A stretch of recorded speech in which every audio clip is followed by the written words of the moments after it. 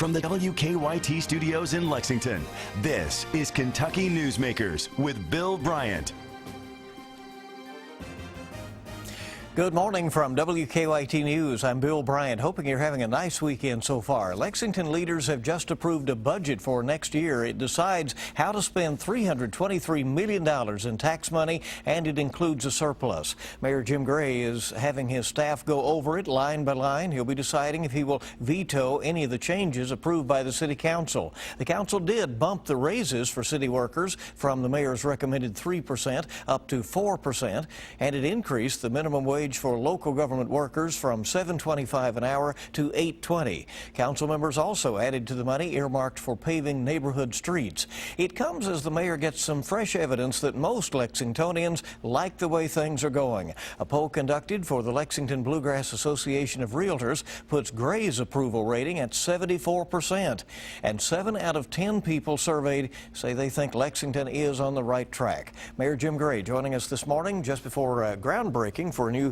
YMCA over in Hamburg that he's attending today, and also the city planning the 4th of July festivities in a couple of weeks. We'll talk about all that. Mayor, thank you for coming. We appreciate it. Great to be with you again, Bill. Has to put a smile on your face to get sort of a report card like that from the L-Bar survey.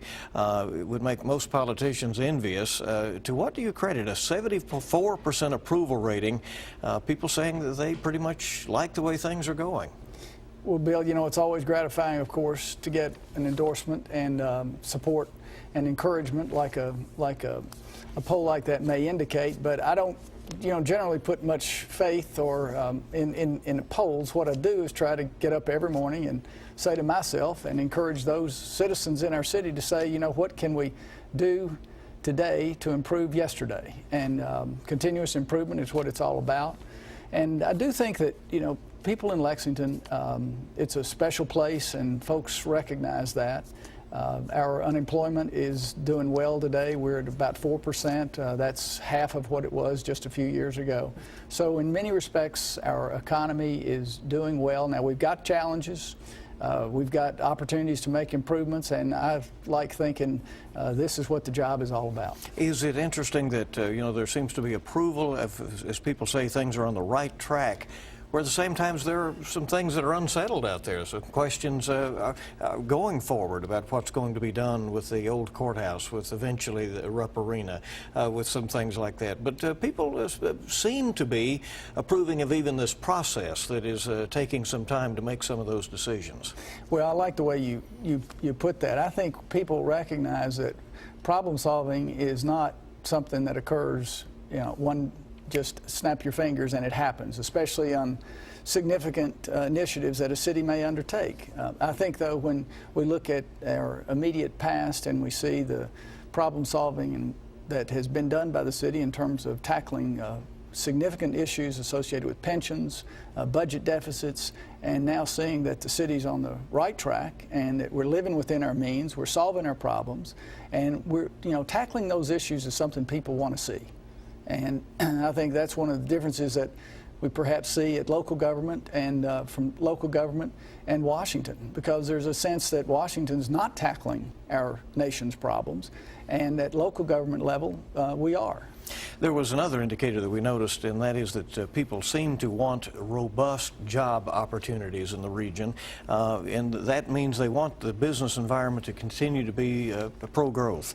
Is that a challenge in a town where preservation of history is also such an important priority for many people? Can you do both? I've always believed that you can do both. I've been fortunate in my business career to work all over the world.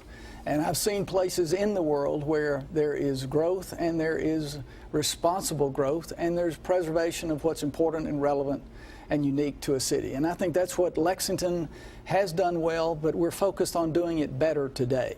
And that is preserving what is unique and special to our city, but also encouraging growth in a responsible way. We're a university city, so a lot of people come to Lexington. And it encourages others to come to Lexington seeking opportunities. And we got to recognize that this is America. This is the American way. It has been in our city for 240 years.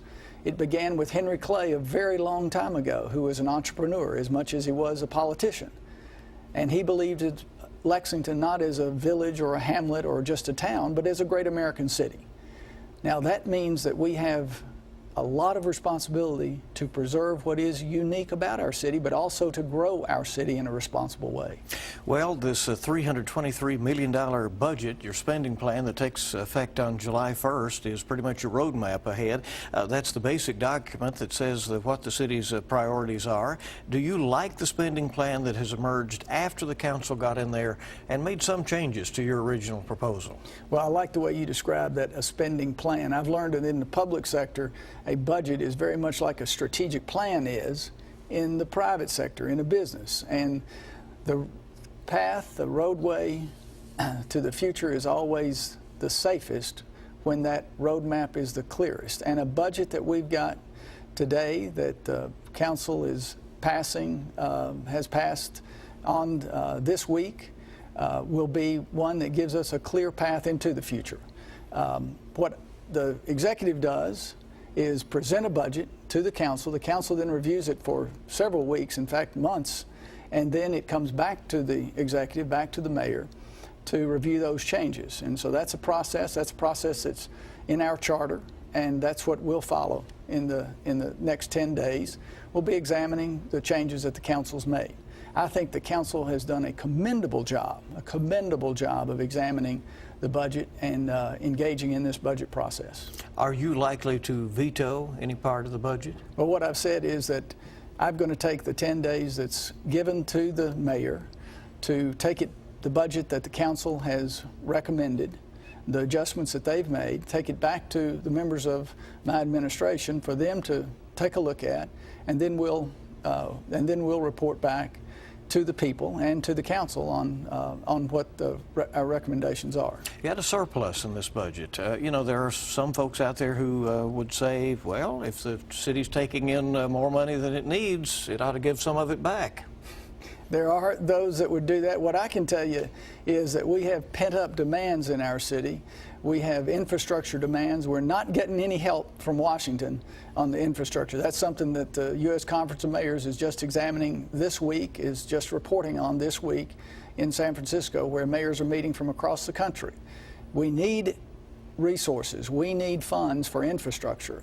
Now, Lexington is doing a job, a commendable job itself, of dealing with our sanitary sewers and some of our storm sewer problems through our consent decree. But this was required by the federal government that we do it. Now we're managing that process. It's multi-million dollars. It's several $100 million project over a 10 to 15 year period. But the resources that we have, we're using those resources responsibly.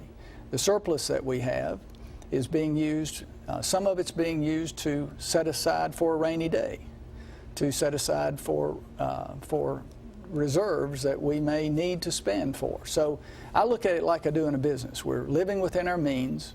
We're setting some aside for reserves for tough times, maybe in the future.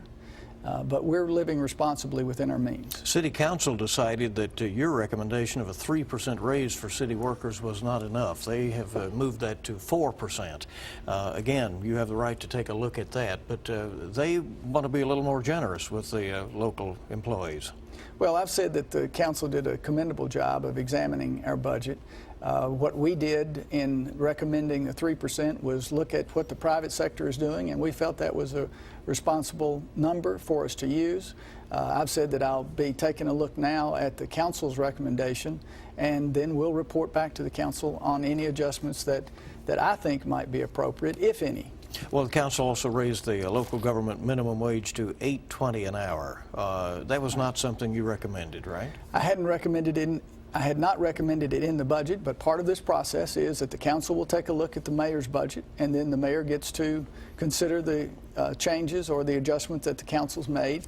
I think that, you know, what I have come to understand, Bill, is this is a very efficient process. When you have, in the case of our city, we have 15 council members that debate and engage the issues, and in this case, the budget.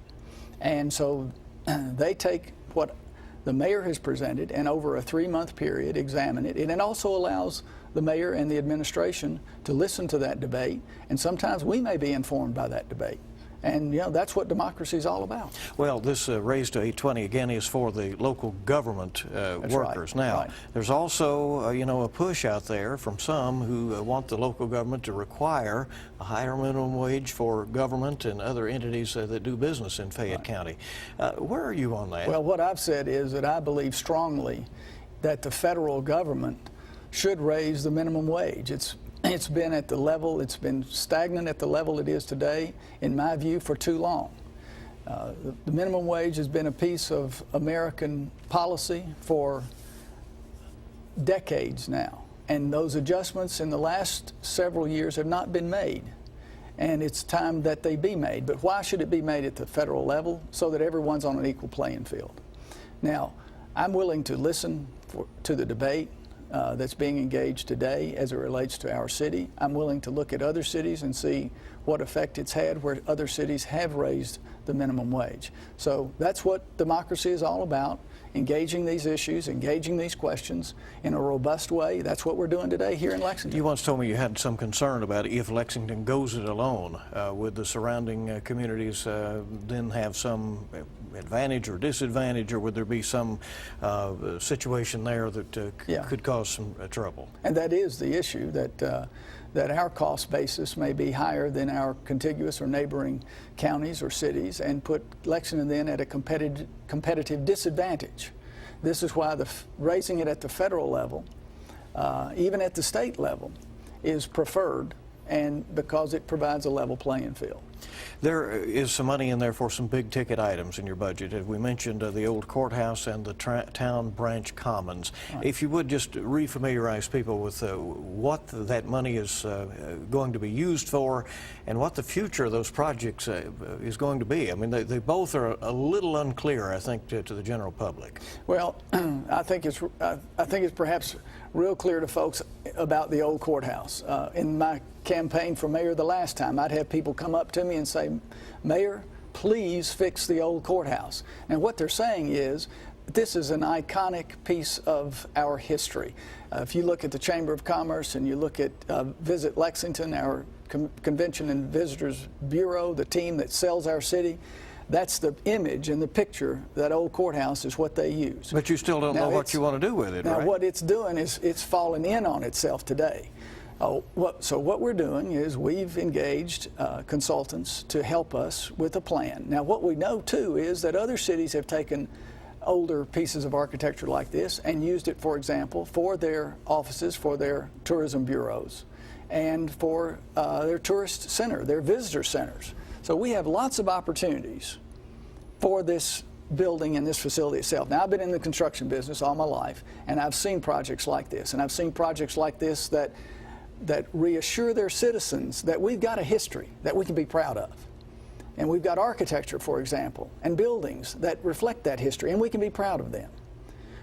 When it relates to the town branch, that's been described by national experts as a transformative project for our city, one that brings our rural countryside into the city, joins our remarkable rural landscape around Lexington. The horse farms, for example, brings that into our city and creates a linear park along the path of the town branch, which was our city's original water source, around which the city was settled in 1775, 240 years ago, Bill. So it's a very big deal that we're celebrating that history, and we're doing something that brings people into the core of our city. You know, the downtown is everybody's neighborhood, and that's why celebrating the core and the heart of your city is a good thing to do.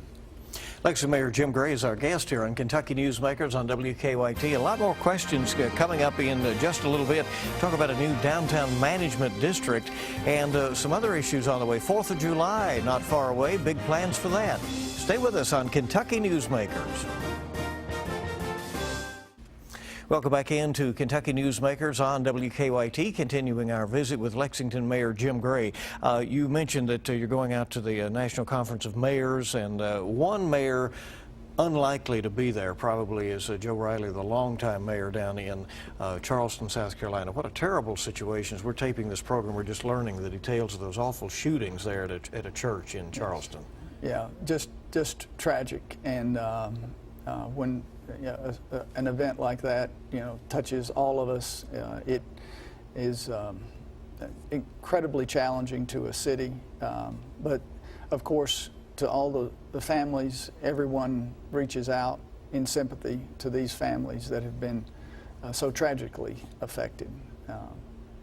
Really words can't express the full sense of sympathy and tragic nature of an event like that, Bill, and you know that. You've described it well already.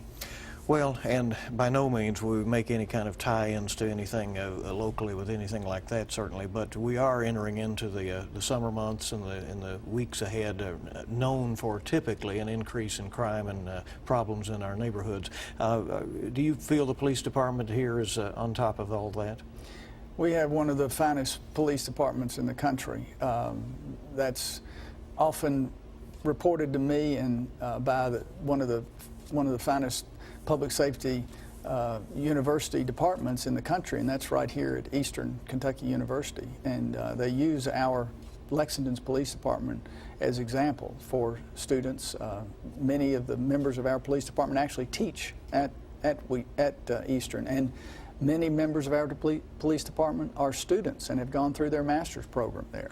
So while I often say that this is all about continuous improvement, and I'm always inspired by the fact that our police department, our fire department, our corrections department, our 911 folks, they believe in this continuous improvement, and they believe in making adjustments and adapting to contemporary demands. This is why I put in my budget body cameras for police now, and I'm hoping that the council will reconsider its position because it's been removed in the current budget, but I've said earlier that the council's made a commendable effort, and I'm hopeful that they'll look at that again. Do you share some of their concerns about body cameras? I mean, some of it comes down to how they're used, how that data is stored, how it's interpreted.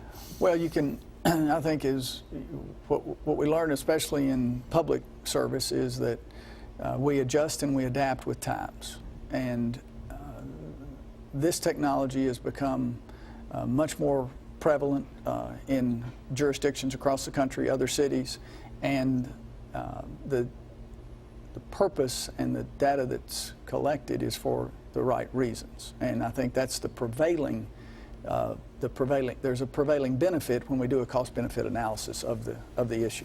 Are you keeping watch on the Fayette County School Board's efforts to attract a new superintendent? In Kentucky, the city executive has really no management responsibilities over the school system, but it's a very important part of what goes on here. Well, you said it, Bill. There's really nothing more important than the education of our children, our young people. And this is a significant, is arguably no more important decision being made today than who's going to lead our school system right here in Fayette County. So yes, the short answer on that is yes, I am keeping up with the process. You're right, the mayor or the executive branch of our government and our city government does not have an active role in managing our school system. That's by Kentucky law. But do we have an interest in it, and do we work together with our school system? Yes, we do. And we work vigorously together with our school system. And I've encouraged that this search be as robust a search. Don't leave any stone unturned in looking for the most capable candidates, because we really deserve, and our children deserve, the most capable leadership that can be found not just in Kentucky, but in the country. Do these equity issues concern you? I mean, the Fayette County has some of the best schools in the state and some very troubled schools as well. Absolutely, and I think if our challenge is that we look downstream. We have the vision to look downstream and to take a good census of what improvements need to be made, what challenges do we have in some of our schools, and how are we going to deal with those challenges, because that inequity that you're describing is it's just simply not acceptable. Back into your wheelhouse, the downtown management district survives and is going to go forward. What is it going to be doing? Well, I said earlier that the downtown is really everybody's neighborhood. When we think, for example, just in a few days, a few short weeks, we're going to have our July 4th festival, which brings in thousands of people to our downtown. So what the downtown management district is it's going to be funded through revenues of downtown businesses who have actually agreed to being tapped for these resources. Now, what it's designed to do is to do all it can to provide the resources to amplify our downtown, and that means better cleanup, for example. It means a better focus on safety.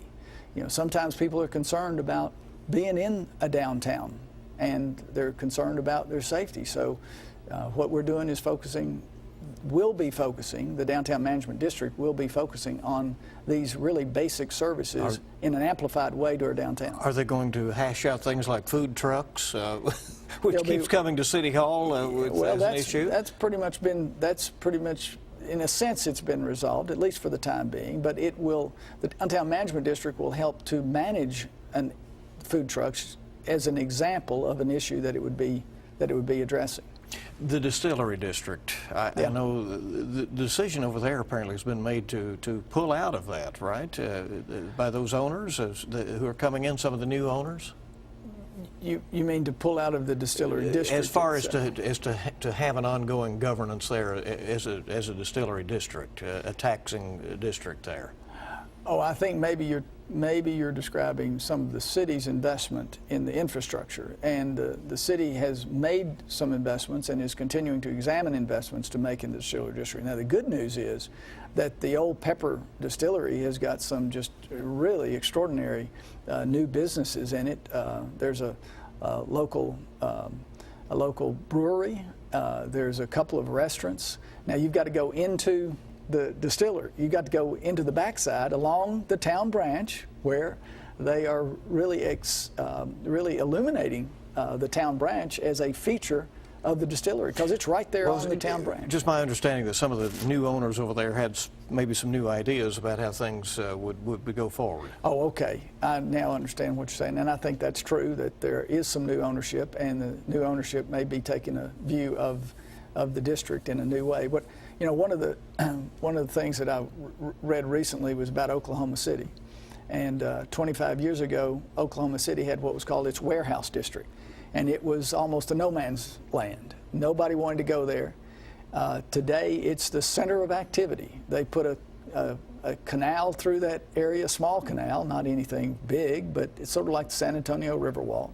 And now those warehouses are mixed use, multi-purpose, residential, commercial, and then there's a ballpark there. So the point of that all is that we're looking downstream whenever we're planning projects like this, and the Distillery District's a good example of that.